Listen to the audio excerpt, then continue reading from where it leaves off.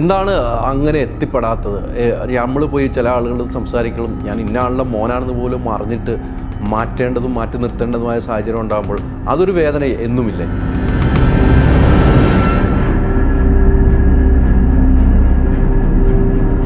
ഹൈദരാലി കരയിപ്പിക്കും ഇപ്പോൾ എല്ലാവരും. അല്ല, ഈ വാക്കുകളിലെല്ലാം ഉണ്ട്. സിനിമയാണ് ആളുകളെ വഴി തിരിച്ചു വിടുന്നത്, അടിമകളാക്കുന്നതെന്ന് പറയുമ്പോൾ അങ്ങനെയാണെങ്കിൽ തല്ലുമാലൊക്കെ ഉണ്ടെന്ന് എന്തോരം ഒരു വീട്ടിൽ കയറി തല്ലണം അല്ലേ? ഞാൻ മനസ്സിലാക്കുന്നത്, അല്ലെങ്കിൽ എൻ്റെ എക്സ്പീരിയൻസ്, മയക്ക് മരുന്ന് അല്ലേ, ഇവിടെ വയലൻസ് സീനുകൾ, അത് ചില ആളുകൾ സ്വാധീനിക്കും. അപ്പോൾ സിനിമയെ അവർ സ്വാധീനിക്കുന്നതുകൊണ്ട് അവർ ആ രീതിയിലേക്ക് മാറുന്നു എന്ന് വിശ്വസിക്കണമല്ലോ. ഞാൻ ഇല്ലാത്തൊന്നും പറഞ്ഞില്ല, ഞാൻ കണ്ടതും കേട്ടതല്ലേ. എനിക്കറിയാം, ഞങ്ങളാണത് കണ്ടത്. അതൊക്കെ ഉണ്ട്. ഞാനൊരു കോട്ടയംകാരിയല്ലേ, കോട്ടയംകാരി അച്ചായത്തി. ഒബ്വിയസ്ലി അവർക്ക് എല്ലാവർക്കും കള്ളനെ എന്നല്ല അവര്. ഇന്നാണ് ഞാൻ ആദ്യമായിട്ട് നന്നായിട്ടത് അങ്ങനെയൊക്കെ പറയുന്നേട്ടോ.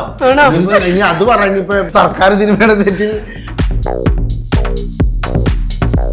പിന്നെ ഞാൻ ഡബ്ബിങ് ആർട്ടിസ്റ്റ് ആയതുകൊണ്ട് ഞാൻ മനസ്സിൽ വിചാരിച്ച് അഭിനയിക്കാൻ വരുമ്പോൾ ഡബ് ചെയ്ത് രക്ഷപ്പെടാമെന്ന് വിചാരിച്ചു. പടത്തിലെ ഡയലോഗ് ഇല്ലായിരുന്നു.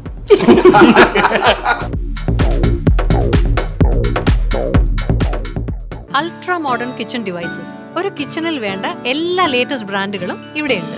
ലോകോത്തര ബ്രാൻഡുകൾ, original products, wide range. MyG future. WhatsApp വഴി ഇംഗ്ലീഷ് പഠിക്കാൻ ഇംഗ്ലീഷ് കഫേ ഉള്ളപ്പോൾ ഇംഗ്ലീഷ് ഒരു വിഷയമേ അല്ല. English cafe, we present you the perfect English.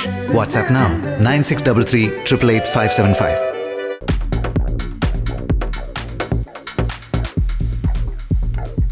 നമസ്കാരം. പുത്തൻ സിനിമയുടെ വിശേഷങ്ങൾ പങ്കുവയ്ക്കാൻ 4 അതിഥികൾ, 4 പേർക്ക് സ്വാഗതം. ചൂടല്ലേ,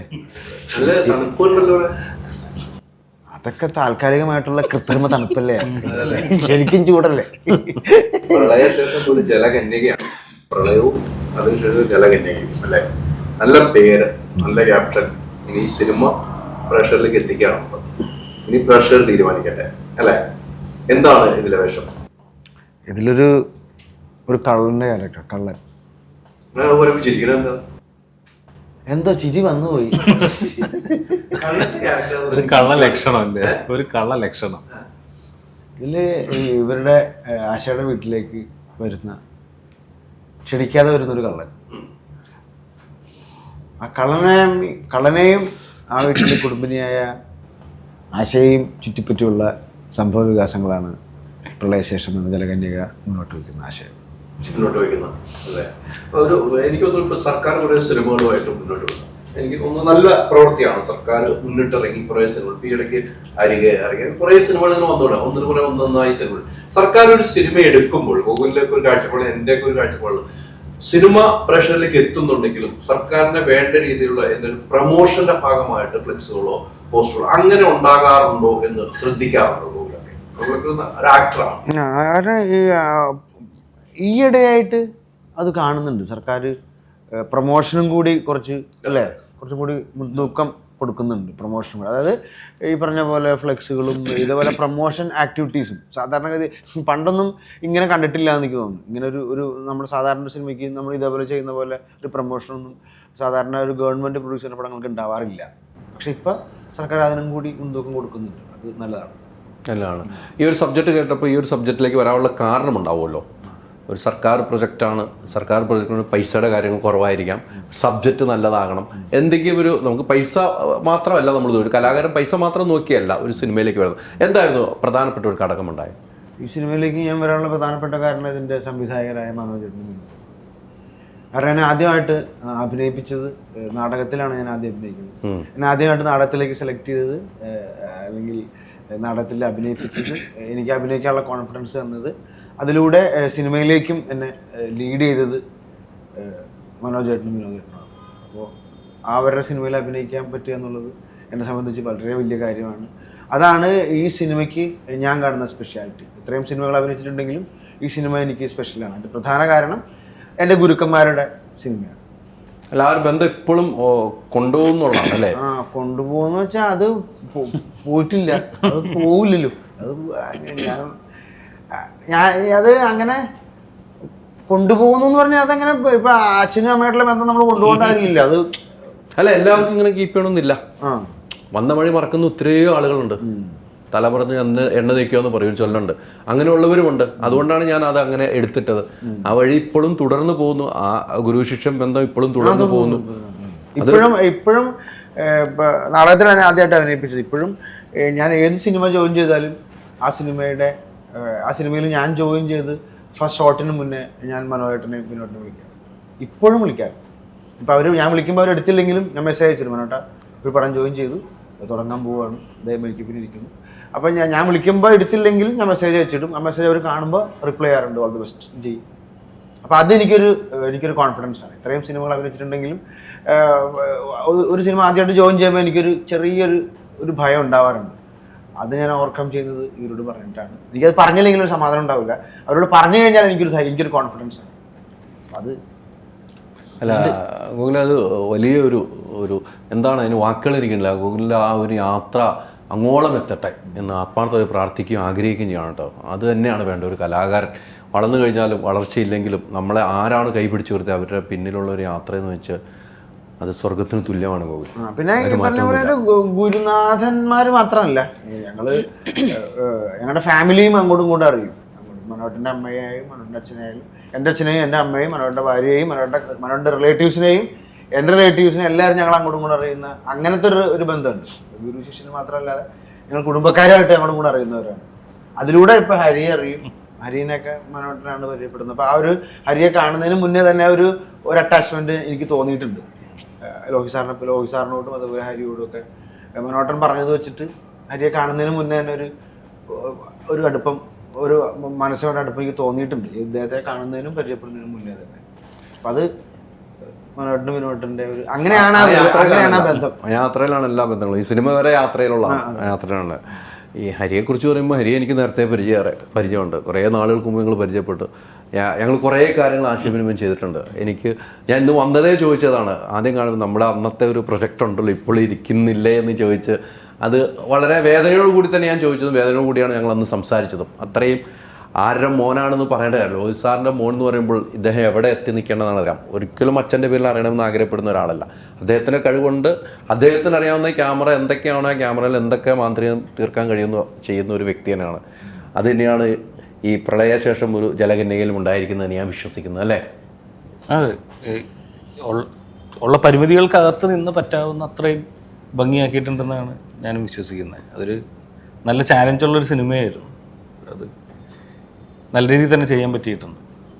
ഈ പറഞ്ഞതുപോലെ ഞാൻ നേരത്തെ തുടങ്ങിയത് തന്നെ അച്ഛൻ്റെ പേരിൽ ഒരു സിനിമയിലും ഒരു എൻട്രി കിട്ടിയിട്ടില്ല എന്ന് എനിക്ക് തോന്നുന്നു. അങ്ങനെ ആഗ്രഹിക്കുന്നുള്ളൂ. നിങ്ങൾ രണ്ട് മക്കളും അങ്ങനെ ആഗ്രഹിക്കുന്നില്ല. ഞങ്ങൾ രണ്ടുപേരും എനിക്ക് വലിയ പേഴ്സണൽ ബന്ധങ്ങളും പരിചയങ്ങളും ഉള്ളതാണ്. അങ്ങനെ ഒരു യാത്രയെ നിങ്ങൾ നോക്കുന്നില്ല.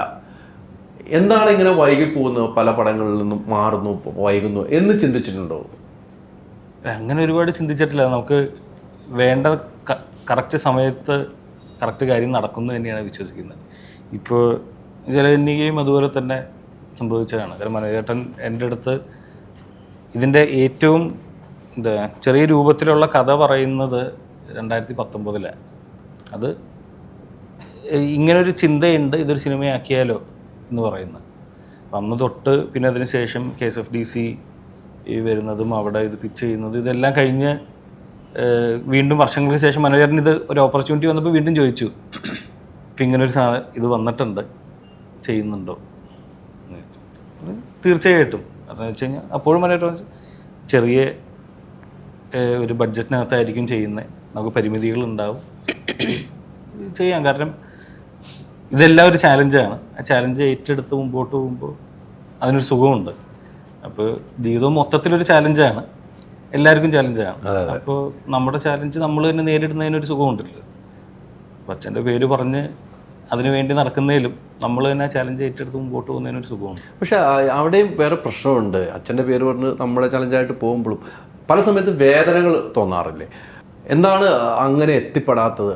നമ്മൾ പോയി ചില ആളുകൾ സംസാരിക്കണം, ഞാൻ ഇന്ന ആളുടെ മോനാണെന്ന് പോലും അറിഞ്ഞിട്ട് മാറ്റേണ്ടതും മാറ്റി നിർത്തേണ്ടതുമായ സാഹചര്യം ഉണ്ടാകുമ്പോൾ അതൊരു വേദന എന്നുമില്ലേ? തീർച്ചയായിട്ടും ചില സമയങ്ങളിൽ വേദന ഉണ്ടാവാറുണ്ട്. പക്ഷേ അതങ്ങനെയാണല്ലോ പൊതുവേ. ചില സമയങ്ങളിൽ ചിലത് പലരും മറക്കും, സ്വാഭാവികമാണ്. അതിനങ്ങനെ തന്നെ നമ്മൾ കണ്ടാൽ മതി.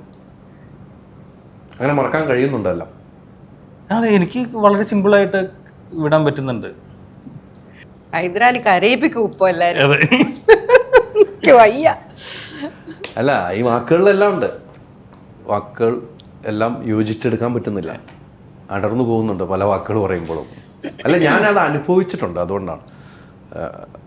നമ്മൾ ഒത്തിരി സംശയം ഇന്ന് വരെ നമ്മൾ ഒരുമിച്ച് നേരിട്ട് ഇരുന്നിട്ടില്ല. ഞാൻ അന്ന് തൊട്ട് നിങ്ങളൊന്നും എനിക്ക് കിട്ടണമെന്ന് ഓർത്തിരുന്നില്ല. എനിക്കിതിന് നേർക്ക് കിട്ടിയിട്ടില്ല. കിട്ടിയിട്ടില്ല. ഞങ്ങൾ സംസാരിച്ചു. ഒരു സിനിമയുടെ ഭാഗമായിട്ടെങ്കിലും കിട്ടുമ്പോൾ അത് ചോദിച്ചില്ലെങ്കിൽ ഞാൻ ചെയ്യുന്നത് തെറ്റായിട്ട് ഞാൻ കാണുന്നു. നമ്മൾ ആ വേദനകൾ പങ്കുവച്ചിട്ടുള്ളതാണ്. പക്ഷെ ഒരിക്കലും ഈ പറഞ്ഞ പോലെ ഗോകുൽ ഒരിക്കലും ഒരു അച്ഛൻ്റെ ഒരു വഴിയിലൂടെ അച്ഛൻ്റെ ഒരാളായിട്ട് ഒരാളുടെ അടുത്ത് പോയി സംസാരിക്കാൻ അങ്ങനെയൊന്നും കൂട്ടാക്കാത്ത രണ്ട് മക്കളും അങ്ങനെയാണെന്ന് ഞാൻ വിചാരിക്കുന്നു. ഞാൻ കണ്ടേക്കണം എങ്ങനെയാണ്. പക്ഷെ ചില സ്ഥലങ്ങളിൽ പോകുമ്പം അവഗണനയോടുകൂടി പുച്ഛിച്ച് തള്ളുമ്പോൾ ഉണ്ടാകുന്ന വേദന ഇവർ അനുഭവിച്ചിട്ടുണ്ട്. ഇല്ലയെന്ന് എൻ്റെ അടുത്ത് പറയില്ല, അനുഭവിച്ചിട്ടുണ്ട്. അല്ലേ? തീർച്ചയായിട്ടും. പക്ഷെ പിന്നീടും ഇപ്പോൾ ജലകന്യക ചെയ്യുന്നതോ അല്ലെങ്കിൽ അടുത്ത പടം ധീരൻ ചെയ്യുന്നതോ എല്ലാം ഇതല്ലാതെയുള്ള ബന്ധങ്ങളും സൗഹൃദങ്ങളും ഉണ്ട്, അതിലൂടെയാണ് ചെയ്യുന്നത്. അപ്പം അത് ഒന്നുമില്ലെങ്കിലും ഇപ്പോൾ അത് എൻ്റെ അച്ചീവ്മെൻറ്റ് മാത്രമായിട്ടോ അല്ലെങ്കിൽ എൻ്റെ അച്ചീവ്മെൻ്റായിട്ട് എനിക്കെടുത്ത് പറയാൻ പറ്റും.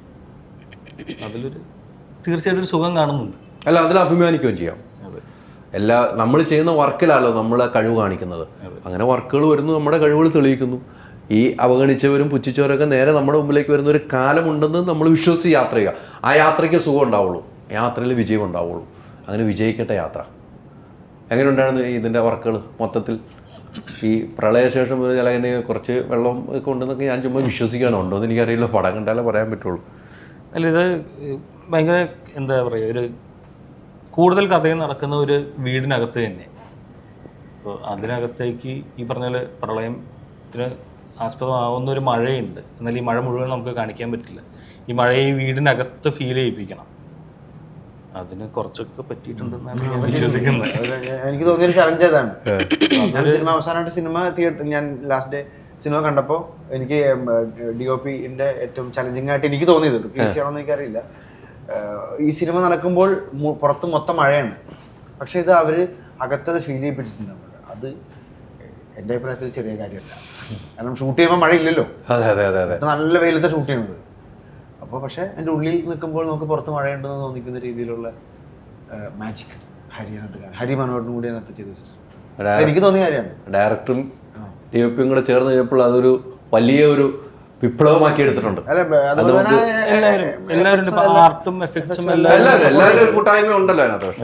പക്ഷെ DOPയുടെ വ്യൂ വേറെയാണല്ലോ. ആ ഒരു കഴിവ് ഈ സിനിമയിൽ നമുക്ക് കണ്ടിട്ട് ഞാൻ പറഞ്ഞ കാര്യത്തിലേക്ക് നമുക്ക് വീണ്ടും തിരിച്ചു വരും. ട്രെയിലർ കണ്ടിട്ട് കരഞ്ഞു എന്ന് തോന്നണം കേട്ടോ. കണ്ണൊക്കെ നനഞ്ഞ് ഇറങ്ങി വന്നെ ഞാൻ ആ സീൻ കണ്ടായിരുന്നു അന്ന്. തീർച്ചയായിട്ടും അല്ലേ? സന്തോഷം കൊണ്ടുള്ള സന്തോഷത്തിന്റെ കണ്ണുനീരായിരുന്നു അല്ലേ? ഞാനത് കണ്ടിരുന്നു. പക്ഷെ നമുക്ക് ഒരു പിടുത്തം ട്രിവാൻഡ്രത്തുള്ള ലോഞ്ചിങ്ങിന്റെ ടൈം പക്ഷെ ഒരു പിടുത്തം തരാന്നാണ് കൊണ്ടുവച്ചിരിക്കുന്നത്. അത് ഡയറക്ടർ ആ രീതിക്ക് കൊണ്ടുവച്ചോക്കാണ്. നമ്മളെ പ്രേക്ഷകരെ തിയേറ്ററിലേക്ക് എത്തിക്കാൻ വേണ്ടിയുള്ള ട്രിക്കാണ് ഡയറക്ടർ കൊണ്ടുവച്ചിരിക്കുന്നതെന്ന് എനിക്ക് തോന്നുന്നു. ഈ ഒരു സബ്ജക്റ്റ് കേട്ട് കഴിഞ്ഞപ്പോൾ എനിക്കൊന്ന് ഇതുവരെ ചെയ്യാത്തൊരു ക്യാരക്ടറായിട്ടാണ് എനിക്ക് തോന്നിയിരിക്കുന്നത്. ഇതുവരെ വേറെ സിനിമ ചെയ്തിട്ടുണ്ട്. ഈ വേഷമുണ്ട്, പക്ഷെ ഈ ഒരു ക്യാരക്ടർ ഇത്ര ഏജ്ഡ് ആയിട്ടുള്ള ഒരു ക്യാരക്ടർ ആദ്യമായിട്ടാണ്. ഒരു ചലഞ്ച് ആയിരുന്നോ? തീർച്ചയായിട്ടും ആയിരുന്നു. ഈ ക്യാരക്ടർ ഭയങ്കര കുറച്ച് പാടായിരുന്നു ചെയ്യാൻ. അതെങ്ങനെ ഒപ്പിച്ചെടുത്തെന്ന് പറയും ഡയറക്ടർ പുറകെ തന്നെ വട്ടിയായിട്ടുണ്ടായിരുന്നോ? അതെങ്ങനെ ഒപ്പിച്ചെടുക്കുന്നത് എനിക്കത് പോയില്ല. ലോക കൗണ്ടറാട്ടോ.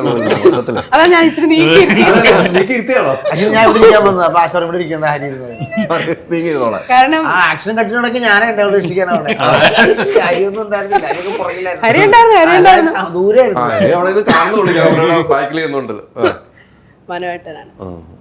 അത് ഒപ്പിയെടുത്താണോ ഒപ്പിച്ചെടുത്താണോ അതിന്റെ മറുപടി പറഞ്ഞു. ചില ഭാഗങ്ങൾ ഒപ്പിയെടുത്തു, ചില ഭാഗങ്ങൾ ഒപ്പിച്ചെടുത്തു. അത് കൃത്യമായിട്ട് തന്നെ പറഞ്ഞു ചോദിച്ചോട്ടോ. ചില ഭാഗങ്ങൾ ആദ്യ ദിവസങ്ങളിൽ എനിക്ക് ഭയങ്കര ബുദ്ധിമുട്ടായിരുന്നു ഈ ഒരു ക്യാരക്ടർ, ആദ്യത്തെ ഒരു 4 ദിവസമൊക്കെ. പിന്നെ ഈ പറയുന്ന പോലെ ഗോകുലിനും രഞ്ജിത്തും ഒക്കെ ഒരുപാട് ആ ഒരു സപ്പോർട്ട് ഉണ്ടായിരുന്നു. ഞാനൊക്കെ 3 ദിവസം ജോയിൻ ചെയ്യാനായിട്ടാ. ആശയൊക്കെ ജോയിൻ ചെയ്തിട്ട് ഒരു 3 ദിവസം കഴിഞ്ഞിട്ടാണ് ഞാൻ വന്ന് ജോയിൻ ചെയ്യണേ. അപ്പൊ ആശയുടെ ബുദ്ധിമുട്ടുള്ള സമയത്ത് ഞാൻ ഉണ്ടായിരുന്നില്ല കേട്ടോ. അവിടെ ഏൽപ്പിക്കണ്ട. ഞാൻ അല്ലേ ഞാൻ 2 ദിവസം ജോയിൻ ചെയ്തത്. അവിടെ കൊടുക്കണ്ട.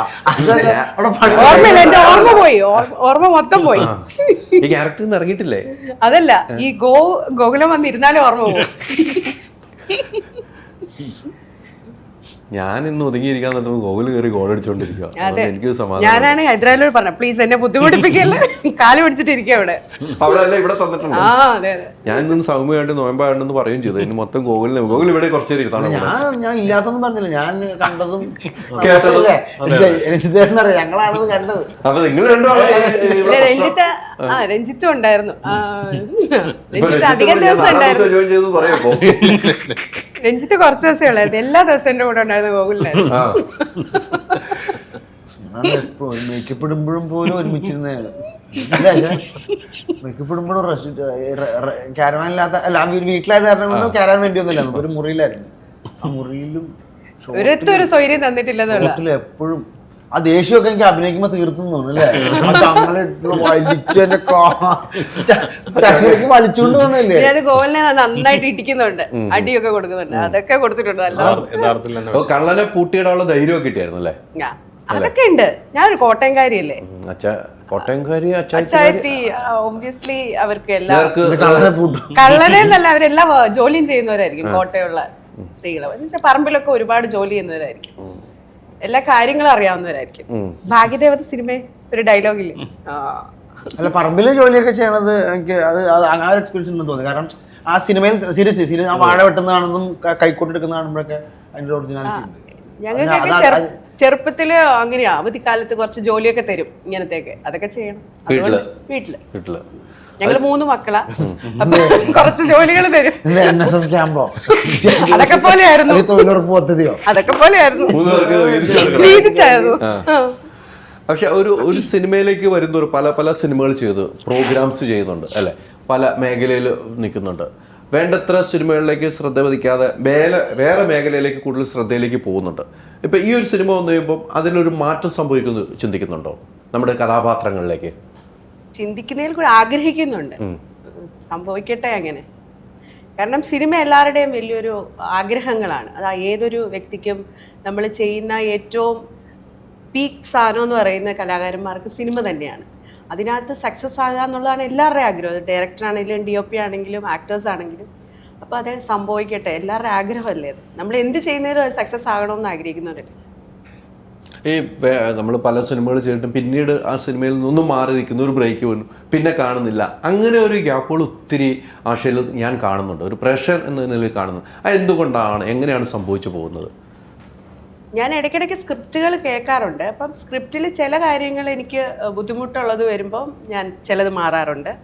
ചിലത് നല്ല സ്ക്രിപ്റ്റ്, നല്ല എനിക്ക് പരിചയമുള്ള സിനിമകളാണ് ഞാൻ കൂടുതലും ചെയ്തിരിക്കുന്നത്, പരിചയമുള്ള ആൾക്കാരുടെ. അപ്പം എനിക്കും കുറച്ച് കംഫർട്ടബിൾ ആവും. പിന്നെ ഇവര് എന്ന് പറഞ്ഞാൽ മനോഹരൻ എന്നോട് കഥ പറയാൻ വന്നപ്പോഴും എല്ലാം വളരെ ഒരു സാധാരണ ആൾക്കാരാണെന്ന് എനിക്ക് തോന്നിയിട്ടുണ്ട്. അവരുടെ പെരുമാറ്റ രീതിയും ഇതുപോലെ മനോജേട്ടൻ ഒരിക്കലും ടെൻഷൻ അടിക്കേണ്ട, അതൊക്കെ ഞാൻ ചെയ്യിപ്പിച്ചെടുക്കും, അങ്ങനെയൊക്കെ നമ്മളോട് പറഞ്ഞ് ഇത് അത്ര വിശ്വാസത്തിൽ പറഞ്ഞു തന്നപ്പോഴൊക്കെ ഒത്തിരി അത് എനിക്ക് കൺവിൻസായി. അങ്ങനെയാണ് ഞാൻ പറഞ്ഞിട്ടുണ്ട് പല ഇൻ്റർവ്യൂവിലും. ഇവരൊക്കെ ഓൾറെഡി ജോയിൻ ചെയ്തവരാണ്, ഞാനാണ് ആ ലാസ്റ്റ് 4-5 ഡേയ്സിൽ ജോയിൻ ചെയ്തത് ഇതിനകത്ത്. അപ്പം ഞാൻ ഇതിനു വേണ്ടി പ്രിപ്പയർഡ് ഒന്നും ആയിരുന്നില്ല. ഈ ക്യാരക്ടർ ഇവരെ എനിക്ക് ഒരു ദിവസത്തെ ഗ്രൂമിങ് പോലെ നമുക്ക് ചെയ്യാമെന്നൊക്കെ പറഞ്ഞിരുന്നെങ്കിൽ അതൊന്നും നടന്നില്ല. ആ ഒരു പെട്ടെന്ന് ഷൂട്ട് വേണമെന്ന് പറഞ്ഞതുകൊണ്ട് ഷൂട്ട് വേഗം സ്റ്റാർട്ട് ചെയ്യുക ചെയ്തത്. എങ്കിൽ പോലും ഞാൻ ആ സ്ക്രിപ്റ്റ് വായിച്ചു ഫുള്ള്. എന്നിട്ട് ആദ്യത്തെ ഞാൻ പറഞ്ഞു, 2ാമത്തെ ദിവസമൊക്കെ ആയപ്പം ഞാൻ കാരണം ഇവർക്കൊരു ബുദ്ധിമുട്ടാകുമോ എന്നൊക്കെ ഉണ്ട്. ഞാൻ മനോഹരനോട് എന്ന് പറഞ്ഞു, മനോഹരേട്ടാ വേറൊരാളെ നോക്കുന്നോ, ഞാനിതിൽ നിന്ന് മാറട്ടെ എന്ന് ചോദിച്ചു. അപ്പം എന്നോട് പറഞ്ഞു, എൻ്റെ മുഖത്തോട്ടൊന്ന് മനോഹരേട്ടൻ നോക്കിയിട്ട് പറഞ്ഞു, എന്നതായി പറയുന്നതെന്നൊക്കെ ചോദിച്ചു. അപ്പം എനിക്ക് മനസ്സിലായി ഇവർ ഓക്കെ ആണ്. അന്നേരമാണ് അപ്പോഴെനിക്ക് മനസ്സിലായി ഇവര് അല്ല മനോഹരേട്ടൻ ഓക്കെ ആണ്. എനിക്ക് ആദ്യം ഒരു പേടിയുണ്ടായിരുന്നു. ഓക്കെയാണെന്നല്ല, നമുക്ക് മനസ്സിലായില്ലേ മനോഹരേട്ടൻ പെട്ടെന്ന് ഇനി മാറ്റാൻ പറ്റും. സാധാരണ ഒരു സാധാരണ സിനിമയാണെങ്കിൽ മാറ്റം ഒരു പ്രൊഡ്യൂസറാണെന്ന് പറയും. ഇതിപ്പോ ഗവൺമെന്റിലെ പ്രൊഡ്യൂസർ, പിന്നെ കൂടെ ആളെ മാറ്റി കളിക്കാനൊന്നും പറ്റുന്നില്ല.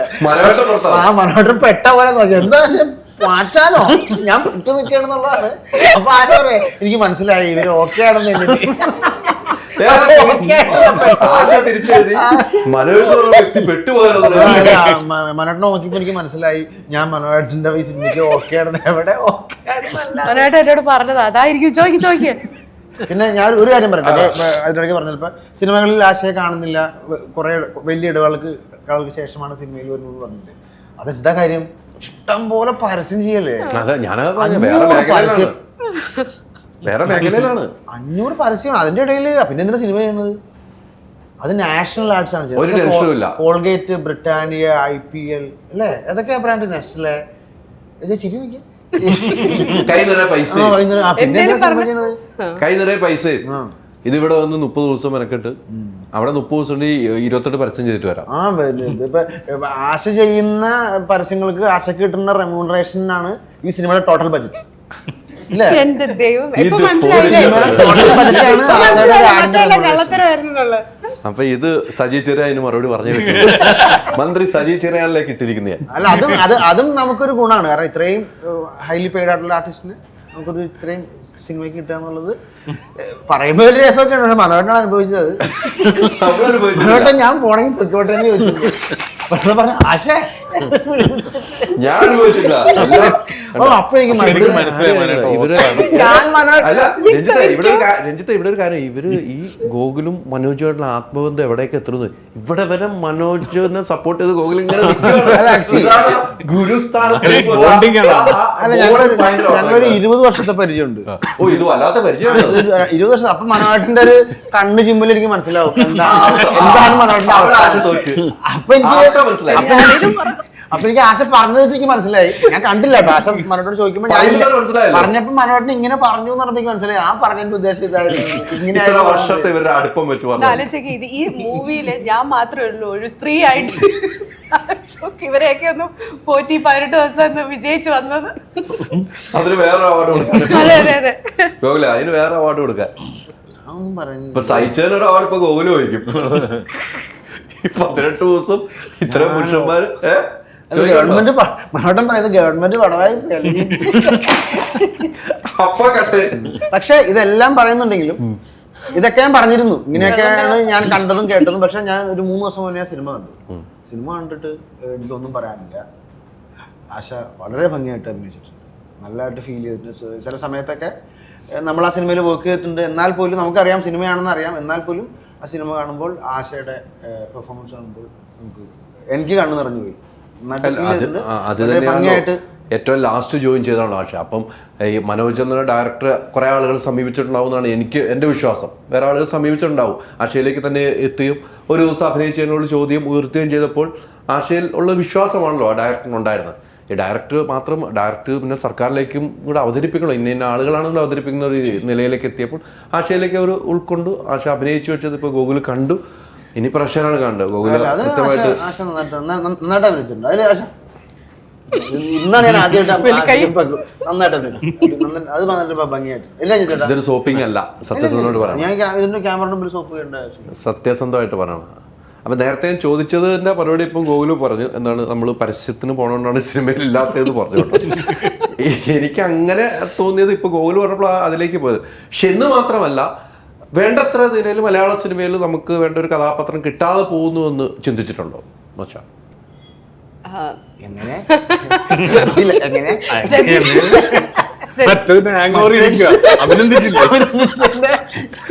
എങ്ങനെ ഞാൻ പറഞ്ഞില്ലേ, എന്നെ കൊണ്ടൊന്നും പറയാനൊരു സമ്മതിക്കില്ല.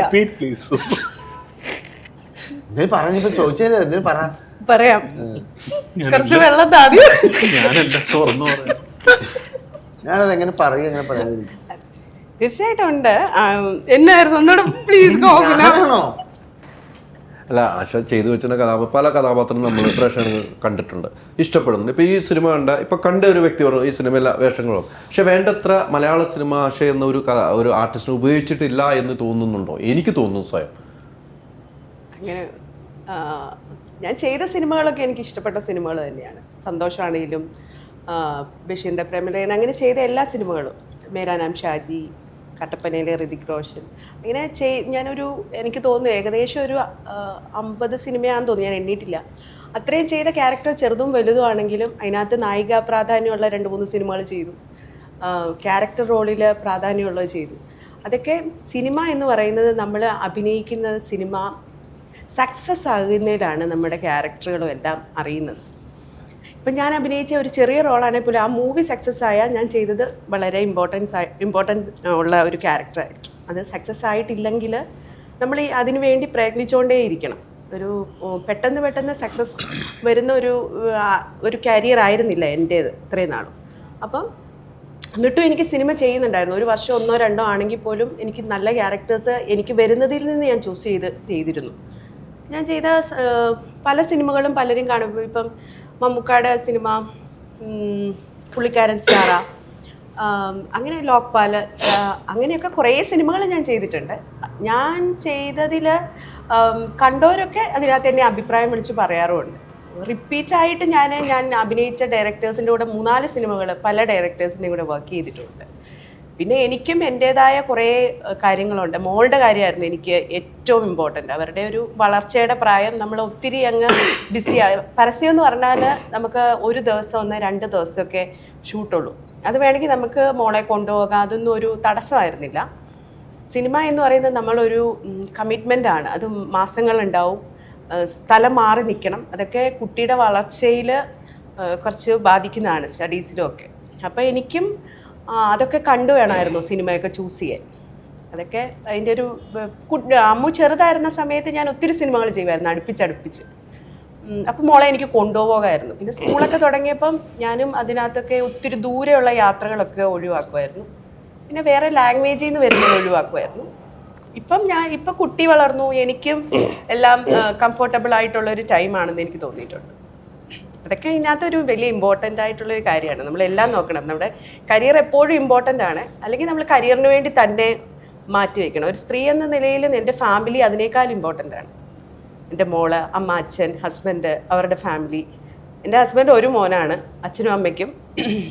അപ്പോൾ അദ്ദേഹം ഇവിടെ ഇല്ല. അപ്പോൾ അവരുടെ എല്ലാ കാര്യങ്ങളും എൻ്റെ ഇതിലാണ്. എൻ്റെ ഫാദറും മദറും എൻ്റെ ബ്രദറും സിസ്റ്ററും ഇവിടെ ഇല്ല, അവരെല്ലാം US-ലാണ്. അപ്പോൾ എൻ്റെ അച്ഛൻ്റെയും അമ്മയുടെയും കാര്യവും നോക്കേണ്ടതും ഞാനാണ്. അങ്ങനത്തെ എല്ലാ കാര്യവും വലിയൊരു കുടുംബ ഭാരമാണ്.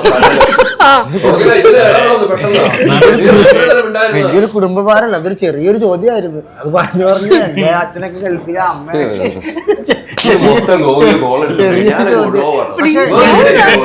ഞാൻ വെച്ചിട്ടുണ്ട്. ഇത്ര നേരം ഗോകുലൊന്നും ഉണ്ടായിരുന്നാലും അവസാനം ഇത് നമ്മൾ കരഞ്ഞു പോകുന്ന സിറ്റുവേഷൻ എത്തിയപ്പോഴാണ് ഗോകുൽ ഇടപെട്ട്. അല്ല, ഞാൻ ഇതൊക്കെ പറഞ്ഞിട്ടുണ്ടെങ്കിലേ ഇപ്പൊ എനിക്ക് തോന്നിയ കാര്യം, കൂടെ അഭിനയിക്കുമ്പോൾ എനിക്ക് തോന്നിയ കാര്യം സിനിമകൾ കുറച്ചാണ് ആശ കമ്മിറ്റി എന്നുള്ളതൊക്കെ പറഞ്ഞെങ്കിലും ഈ സിനിമയിൽ ഈ ക്യാരക്ടർ ചെയ്യാൻ ഭയങ്കര ബുദ്ധിമുട്ടായിരുന്നു കേട്ടോ. അല്ല, ഞാൻ നോക്കുമ്പോഴേ, കാരണം ഒന്നാമത്തെ കാര്യം ആശയുടെ ഇതിനേക്കാളും പ്രായമുള്ളൊരു ക്യാരക്ടർ, ഒരുപാട് ഇമോഷനിൽ കൂടി കടന്നു പോകുന്ന ക്യാരക്ടർ, അഭിനയിക്കാൻ ഒരുപാടുണ്ട്. അതെല്ലാം വളരെ ഭംഗിയായിട്ട്, കാരണം ഒരു ഭയങ്കര ലൈനാണ് വെച്ചാൽ ഒന്ന് മാറിക്കഴിഞ്ഞാൽ ഡ്രാമ ആയിപ്പോവും, ഒന്ന് മാറിക്കഴിഞ്ഞാൽ വേറൊരു തരത്തിലേക്കായി പോവും. അപ്പോൾ അതിന് രണ്ടിലും ആ ഒരു ഇടയിൽ കൂടി ആ ഒരു കറക്റ്റ് ഇല്ല അല്ലേ, ആ ലൈനിൽ കൂടി പെർഫോം ചെയ്യുക എന്ന് പറയുന്നത് എന്നെ സംബന്ധിച്ച് ഭയങ്കര ടാസ്ക് ആയിരുന്നു ഈ ക്യാരക്ടറിലേക്ക് നോക്കുമ്പോൾ. പക്ഷെ ആശ അത് കാര്യം ഇങ്ങനെയൊക്കെ ആണെങ്കിലും ആശ അത് ഭയങ്കര ഭംഗിയായിട്ട് അത്, കാരണം നമുക്ക് കാണുകയുള്ളൂ ഒരാൾ മുമ്പിൽ നിന്നിട്ട് ഇങ്ങനെ അഭിനയിക്കുമ്പോഴേ. കാരണം നമ്മുടെ പ്രായത്തേക്കാൾ കൂടിയ പ്രായമുള്ള ക്യാരക്ടർ ചെയ്യുമ്പോൾ അല്ലേ, എനിക്ക് ഭയങ്കര ബുദ്ധിമുട്ടാണ് എന്നേക്കാൾ പ്രായമുള്ള ക്യാരക്ടർ അഭിനയിക്കാൻ. പക്ഷെ അത് ഭയങ്കര ഭംഗിയായിട്ട് ആശ ആ വലിയ ഈ പറഞ്ഞ പോലെ പ്രായത്തിൽ കൂടിയ ഒരു എത്ര പ്രായമുള്ള ക്യാരക്ടർ ഇനിയും പറയാനാ, ഇനി അത് അടുത്ത തുടങ്ങാനാ. എന്റെ സെയിം ഏജ്. ഓ, അത് ഗോകുലം തിരിച്ചു കിട്ടിയോ? പിന്നെ ഈ പറഞ്ഞു, അപ്പൊ ഞാൻ പറഞ്ഞ ഡിലീറ്റ് ചെയ്തിട്ട് ഞാൻ അത് കട്ട് ചെയ്ത് അല്ല, പ്രായത്തിൽ കൂടുതൽ നമുക്ക് അമ്മയുണ്ട് അല്ലെ, അമ്മായിയമ്മയുണ്ട്, ഇവരിൽ നിന്നൊക്കെ ഒരു പാഠം ഉൾക്കൊണ്ട് അഭിനയിക്കാനും പറ്റുമോ ഈ ക്യാരക്ടർ? എൻ്റെ അമ്മയുടെ ഒക്കെ ഒരു രീതികളുള്ള ഒരു ക്യാരക്ടർ.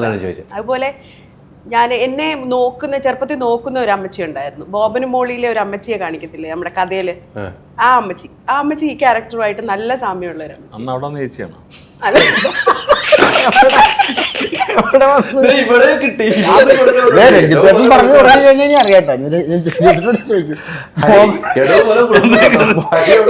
മോളിലെ അമ്മച്ചി പോലത്തെ അമ്മച്ചിയാണ് ബോബനും മോളിലെ പട്ടിയായിട്ടാണ് എന്നെ കണ്ടത്. ഇല്ല ആശ, അങ്ങനെയാണ് ഉദ്ദേശിച്ചത്. പക്ഷെ ഒന്നും പറയാൻ പറ്റില്ല ഇവര് മുമ്പിൽ വെച്ച്. ഞാൻ ഒന്നും പറയുന്നില്ല, അതല്ലേ നമ്മളെന്തെങ്കിലും പറയാൻ നേരത്തെ ഇവര് കയറി റാഗിങ് ഭയങ്കര റാഗിങ് അല്ലേ? ഏയ് അങ്ങനെയൊക്കെ പറയുന്നേട്ടോ. ഇനി അത് പറയുന്നു. ഇപ്പൊ സിനിമ സെറ്റിൽ, സർക്കാർ സിനിമയുടെ സെറ്റിൽ പോലും അടുത്ത വാർത്തയാണ് അല്ലെ ഈ പറഞ്ഞ പോലെ. അങ്ങനെ കുറെ കഥാപാത്രങ്ങൾ ഇതിനകത്തേക്ക് കൊണ്ടുവരാൻ പറ്റിയിട്ടുണ്ട് അല്ലെ? അവരൊക്കെ ഈ വേഷം ഇട്ട് നടക്കുന്ന രീതികളൊക്കെ ഉണ്ടാവുമല്ലോ. ഈ വേഷം ഇടുന്നവര് അവരുടെ ഒരു സ്റ്റൈലൊക്കെ ഉണ്ടല്ലോ, അവര് നടക്കുന്നത്. അതൊക്കെ നമ്മൾ എപ്പോഴും ഓരോ ശ്രദ്ധിക്കണം. അത് നമ്മൾക്ക് ഒരു ഓർമ്മ വരും നമ്മൾ ഓരോന്ന് ചെയ്യുമ്പോഴൊക്കെ. എന്തായാലും നല്ലൊരു കഥാപാത്രം ചെയ്തിട്ടുണ്ട്. ഇനി പ്രേക്ഷകർ തീരുമാനിക്കട്ടെ. മൊത്തം ഗെറ്റപ്പും വേറെയല്ലോ. അതെ, പഴയ ചെമ്മീനിലൊക്കെ സിനിമയിലൊക്കെ ഇതൊന്നും അല്ല ഗെറ്റപ്പ്. ക്രൂരമായ മേക്കപ്പിന് ഇരയായ ആളാണ്. വീണ്ടും റാഗിങ് അവിടെ നടന്നിട്ടുണ്ടോ? അതെ, ഒരു മേക്കപ്പ് മാൻ എന്നെ കഷണ്ടിയാക്കി. അപ്പൊ ഇത് ഒറിജിനൽ മുടിയാന്ന് പറയാൻ ഉദ്ദേശിക്കണാണോ? ഇത് ഒറിജിനൽ മുടിയല്ലേ? നമ്മുടെ മനോജ് അങ്കമാലിയാണ് മേക്കപ്പ്. അദ്ദേഹം സ്റ്റേറ്റ് അവാർഡ് വിന്നറാണ്.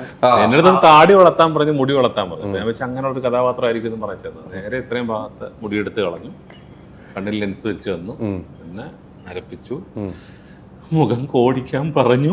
അവസാനം എനിക്ക് പോലും എന്നെ മനസ്സിലായില്ല. ട്രെയിലർ കണ്ടവരോ എൻ്റെ ഒരു കൂട്ടുകാരൻ ഇന്നലെ എന്നെ വിളിച്ചു, എടാ നീ കുറെ ദിവസമായിട്ട് ഈ സിനിമയുടെ ഓരോന്ന് ഷെയർ ചെയ്യുന്നുണ്ടല്ലോ, നീ ഇതിന്റെ സംവിധായകനാണോ? ഞാൻ അല്ല. നീ തിരക്കഥ നീയാണോ? ഞാൻ മൊത്തം പേര് നോക്കി, ഇതിന്റെ പേരില്ലല്ലോ പറഞ്ഞു. ഞാൻ ഇല്ലടാ, ഞാൻ ട്രെയിലർ ഉണ്ടോ? ട്രെയിലർ മുഴുവൻ കണ്ടു. നീ ഏത് ഡിപ്പാർട്ട്മെന്റിലാണ് വർക്ക് ചെയ്തെന്ന് പറയണ. സുഹൃത്ത് നീ ആക്ഷേപിക്കുവാണോ ചോദിച്ചവൻ്റെ അടുത്ത്. സീരിയസ് ആയിട്ട് അവസാനം ഞാൻ പറഞ്ഞു, ഇതാണ് ക്യാരക്ടർ, ഇത്രയും ഏജ്ഡായിട്ടുള്ള ക്യാരക്ടറാണ് നീ. അപ്പൊ ഇതാണോ നീ എന്ന്. അപ്പൊ അങ്ങനെയാണ്. ഇത് സ്വയം പൊക്കല, ഇത് സ്വയം പൊക്കലല്ലേ? നടക്കട്ടെ. സ്വയം പൊക്കലല്ല. ആ ഫോട്ടോ ഒന്ന് കാണിച്ചു തന്നിട്ട് ഇദ്ദേഹത്തിന് മനസ്സിലാവുന്നു നോക്ക്. നോക്ക്, പുറകിലോട്ട് നോക്ക്. അല്ല അതല്ലല്ലോ, മറ്റേ ആ ഫോട്ടോ ഈ പോസ്റ്ററിലില്ല. പോസ്റ്ററിലില്ല. അത് നല്ലതാണ്. കാരണം രജിതേട്ടൻ രാവിലെ വന്നു. അപ്പൊ ഞങ്ങൾ നേരത്തെ അറിയാം. രാവിലെ വന്നു രജിതേട്ടൻ എപ്പോഴും വന്നതൊക്കെ പരിചയപ്പെട്ടു. അപ്പൊ ഞാൻ അഭിനയിച്ചുകൊണ്ടിരിക്കുന്നുണ്ട്. പിന്നെ ഞാൻ ആ ഷോട്ടിന് പോയി ഒരു അരമണിക്കൂർ രജിതേട്ടൻ വന്ന് ഞാൻ ചിരിച്ചിട്ട് ഓടിക്കളഞ്ഞു കണ്ടപ്പോ. അപ്പൊ മേക്കപ്പ് ആയിട്ടില്ല, ഇത്രയും ഭാഗം പഠിച്ചതേ ഉള്ളൂ. കാരണം ഞാൻ എനിക്ക് റാഗിങ്ങിന് പോലെ എനിക്ക് തോന്നി. വന്ന് കയറിയപ്പോഴേ ഇത്ര മുടി പഠിച്ച കളഞ്ഞു. അപ്പോഴത്തേക്ക് ആരും എടുത്തു തോന്നി ഫസ്റ്റ് സിനിമയിൽ തന്നെ അന്യായ മേക്കോറാണല്ലോ. എന്റെ പൊന്നെ, ആരും തിരിച്ചറിയാതെ പോകില്ല. മനോജേട്ടൻ, മനോജങ്കമാലി എങ്ങനെയുണ്ട്? എല്ലാ ദിവസവും 1.5 മണിക്കൂർ പണിയുണ്ട് പോകത്ത്. അതാണ് എന്താണ് ക്യാരക്ടറിനകത്ത്? ക്യാരക്ടർ ലൂയിസ് എന്ന് പറയുന്ന ക്യാരക്ടറാണ്. 2 ഗെറ്റപ്പ് ഉണ്ട്. അയാളുടെ ഒരു മിഡിൽ ഏജും ഉണ്ട്, പിന്നെ അയാൾ ഒരു ബെഡ്ഡൺ ക്യാരക്ടറാണ്. അയാളുടെ കുറച്ച് പരിപാടികളും, പിന്നെ ഞാൻ ഡബ്ബിങ് ആർട്ടിസ്റ്റ് ആയതുകൊണ്ട് ഞാൻ മനസ്സിൽ വിചാരിച്ച് അഭിനയിക്കാൻ വരുമ്പം ഡബ് ചെയ്ത് രക്ഷപ്പെടാമെന്ന് വിചാരിച്ചു. പടത്തിലെ ഡയലോഗ് ഇല്ലായിരുന്നു. മാക്സിമം 3 ഡയലോഗ് ഉണ്ടായിരുന്നുള്ളൂ. അതും പറയുന്നത് നിന്റെ ശബ്ദവും നീയുമാണ് തിരിച്ചറിയാൻ മാത്രമാണ് അത് വെച്ചേക്കുന്നത്. അല്ലെങ്കിൽ ആരും തിരിച്ചറിയാതെ പോകുന്നു. പുള്ളിക്ക് എന്തോ ഒരു വിഷമം തോന്നിയിട്ട് എന്നോട് കരുണ കാണിച്ചതാണ്. ആദ്യ പടമല്ലേ, രക്ഷപ്പെടുത്തി അങ്ങനെ രക്ഷപ്പെട്ടെന്ന് വിചാരിച്ചു ചെയ്തതാ. അങ്ങനെ ഡബിങ്ങിന് ഒരു 3 പീസ് ഡയലോഗ് ഉള്ളൂ. പക്ഷെ ക്യാരക്ടർ ത്രൂ ഔട്ടുണ്ട്. അവർ എല്ലാവർക്കും ഇഷ്ടപ്പെടുന്ന ഒരു ക്യാരക്ടറായിരിക്കും സിനിമയായിരിക്കും. അതിന്റെ പേരാ ഞാൻ മുമ്പേ പറഞ്ഞേ. ഏതാണ്? അല്ല, ക്യാരക്ടർ എനിക്ക് കുറച്ച് നമുക്ക് ഇഷ്ടം തോന്നുന്നു. ഭയങ്കര ഇഷ്ടം തോന്നും ആ ക്യാരക്ടറിനോട്. ഒരു ക്യാരക്ടർ സെന്റിമെന്റൽ ഇഷ്ടം വരും. കണ്ട് തീരുമാനിക്കും. അല്ല, ഈ സിനിമ പൊതുവെ ഞാൻ ട്രെയിലർ കണ്ടു കഴിഞ്ഞപ്പോഴും എനിക്ക് തോന്നുന്നത് ഇത് പ്രേക്ഷകർക്ക് ഇഷ്ടപ്പെടും. എന്നുവെച്ചാൽ എന്തൊക്കെ ഉണ്ട്, നമുക്കൊരു എപ്പോഴും ഒരു ഫീലൊക്കെ മനസ്സിലേക്ക് കയറുമ്പോഴാണല്ലോ ഒരു സിനിമയുടെ വിജയം. എപ്പോഴും ആ സന്തോഷത്തിലുള്ള ഒരു ഫീലും കൂടെ കിട്ടുമ്പോൾ ആ സിനിമയ്ക്ക് ഒരു വിജയം ഉണ്ടല്ലോ. ഈ സിനിമയ്ക്ക് എനിക്ക് ഞങ്ങൾക്ക് മുന്നോട്ട് വയ്ക്കാവുന്ന ഒരു ഗ്യാരണ്ടി എന്ന് പറഞ്ഞാൽ, നമ്മൾ സാധാരണ സിനിമ ചെയ്യുന്ന പോലെ ഒരു ഇൻഡിവിജ്വൽ പ്രൊഡ്യൂസറെ സ്ക്രിപ്റ്റ് പറഞ്ഞ് കൺവിൻസ് ചെയ്ത് കമ്മിറ്റ് ചെയ്യുന്ന പോലത്തെ ഒരു സിനിമയല്ല. അങ്ങനത്തെ ഒരു പദ്ധതി, അങ്ങനത്തെ പ്രൊജക്റ്റ് അല്ല. ഇത് ഗവൺമെന്റ് പ്രൊഡ്യൂസ് ചെയ്യുന്ന സിനിമയാണ്. കേരള സംസ്ഥാന ചലച്ചിത്ര വികസന കോർപ്പറേഷൻ പ്രൊഡ്യൂസ് ചെയ്യുന്ന സിനിമയാണ്. അപ്പോൾ അവർ ഒരുപാട് സ്ക്രിപ്റ്റ് ക്ഷണിക്കുന്നു. അതിൽ നിന്ന് ഫിൽട്ടർ ചെയ്തിട്ട് വലിയ ഒരു 4-5 പേരടങ്ങുന്ന വലിയ ബോർഡിന്റെ 3-4 ഫിൽറ്ററിങ് കഴിഞ്ഞതിന് ശേഷമാണ് ഈ പദ്ധതി പ്രകാരമുള്ള സിനിമകൾ സ്ക്രിപ്റ്റുകൾ സെലക്ട് ചെയ്യപ്പെടുന്നത്. അപ്പോൾ അതുകൊണ്ട് തന്നെ വലിയൊരു ഫിൽറ്ററിന്റെ ഭാഗമായിട്ട് വന്ന സിനിമയാണ്. അപ്പോൾ അതിന്റെ ക്വാളിറ്റി ഉണ്ടാവും. പിന്നെ ആ ബോർഡ് മെമ്പറിലുള്ളത് ഷാജി അൻകറിനെ സാറിനെ പോലെയുള്ള അന്താരാഷ്ട്ര സിനിമകളും അന്താരാഷ്ട്ര നിലവാരത്തിലുള്ള അവരിലൂടെ കടന്നു വന്ന് അവർ സെലക്ട് ചെയ്ത സിനിമ എന്ന് പറയുമ്പോൾ ഒരു ക്വാളിറ്റി എന്തായാലും ഉണ്ടാവുമല്ലോ.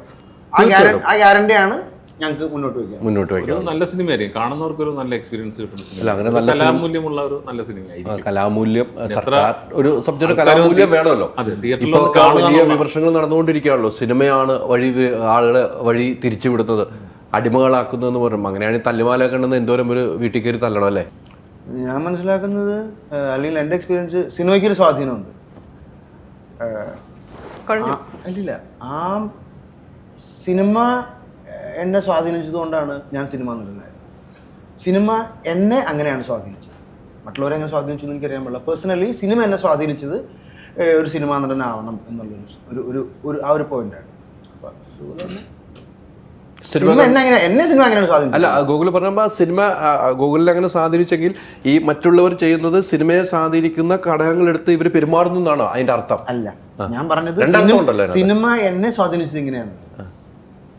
എന്തുകൊണ്ടാണ് സിനിമ നടനായത്? സിനിമ എന്നെ സ്വാധീനിച്ചുകൊണ്ടാണ് ഞാൻ സിനിമ നടനായത്. എനിക്ക് ആ മാധ്യമം എന്നെ സ്വാധീനിച്ചുകൊണ്ടാണ് എനിക്ക് സിനിമ നടനാണെന്ന് ആഗ്രഹം ഉണ്ടായത്. അങ്ങനെയാണ് സിനിമ ട്രൈ ചെയ്ത് സിനിമ നടൻ. അല്ല, അത് കറക്റ്റാണ്. ഗൂഗിൾ പറഞ്ഞ ഉത്തരം കറക്റ്റാണ്. അത് തന്നെ ചില ആളുകൾ സ്വാധീനിക്കുന്നതുകൊണ്ടാണ് ഇങ്ങനെ വയലൻസ് ഉണ്ടാവുന്നതെന്ന് നിങ്ങളുടെ വിശ്വസിക്കുന്നത്. ഗൂഗിളിന്റെ മറുപടിയിൽ നിന്ന് അതുണ്ട്. ഗൂഗിളിനെ സ്വാധീനിച്ചത് സിനിമ എന്ന മാധ്യമത്തെ സ്വാധീനിച്ചുകൊണ്ടാണ് ഞാൻ സിനിമ നടനായത്. വിടരുത്, പിടിച്ചോളാം. അവിടെ തന്നെയാണ് എൻ്റെ ചോദ്യം. അത് തന്നെയാണല്ലോ ഇപ്പം ചില ആളുകൾ പറയുന്നത്, മയക്ക് മരുന്ന് അല്ലേ, ഇവിടെ വയലൻസ് സീനുകൾ, അത് ചില ആളുകൾ അപ്പൊ സിനിമയെ അവർ സ്വാധീനിക്കുന്നതുകൊണ്ട് അവർ ആ രീതിയിലേക്ക് മാറുന്നു എന്ന് വിശ്വസിക്കണമല്ലോ. ഇപ്പൊ ഗൂഗിളിന്റെ മറുപടിയിൽ നിന്ന് ഇല്ല, അങ്ങനെ വിശ്വസിക്കുന്നില്ല.